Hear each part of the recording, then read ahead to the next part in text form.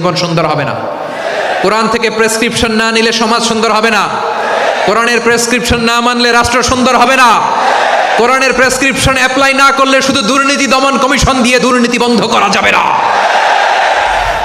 এজন্য কোরআনের আইন আমরা চাই কি চাই না? প্রিয় ভাইরা, হিউম্যান রিসোর্স ডেভেলপমেন্ট, মানব সম্পদের উন্নয়ন, আমাদের সরকার যেন এদিকে নজর দেয়। আমরা যেন এই ব্যাপারে যত্নবান হয়ে উঠি। যাকে আল্লাহ যে যোগ্যতা দিয়েছে, এই যোগ্যতা দিয়ে আমরা যেন ইসলামের জন্য, দেশের জন্য কাজ করি। আমরা যেন আমাদের স্কিল ডেভেলপ করি, আমাদের পটেনশিয়ালকে ডেভেলপ করি। মোরালিটি, ভ্যালিউজ নিয়ে শায়েখ আহমদুল্লাহ আলোচনা করেছেন, এগুলো দিয়ে যেন আমরা আমাদেরকে সাজাই। আল্লাহ তাআলা আমাদের দেশকে তুমি নিরাপদ করো, আমরা পড়ি আমিন। আল্লাহ আমার 18 কোটি জনগণকে তুমি জনশক্তিতে রূপান্তরিত করো, আমিন। আল্লাহ আমরা হাতে হাত রেখে কাঁধে কাঁধ মিলিয়ে ভাই ভাইয়ে যেন এই দেশকে গড়তে পারি, আল্লাহ তুমি তৌফিক দান করো, আমরা পড়ি আমিন।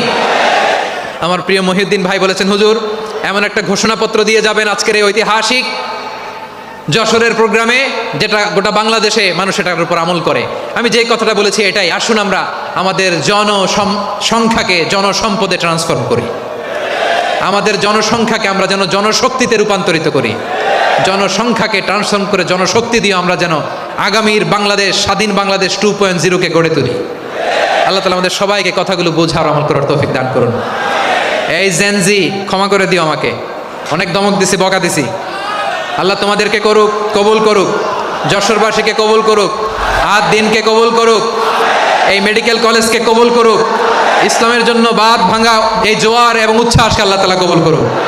হাযা মা ইনদি ওয়াল ইলমু ইনদাল্লাহ আলাইহি তাওয়াক্কালতু ওয়া ইলাইহি উনীব। সুবহানাকাল্লাহুম্মা বিহামদিকা।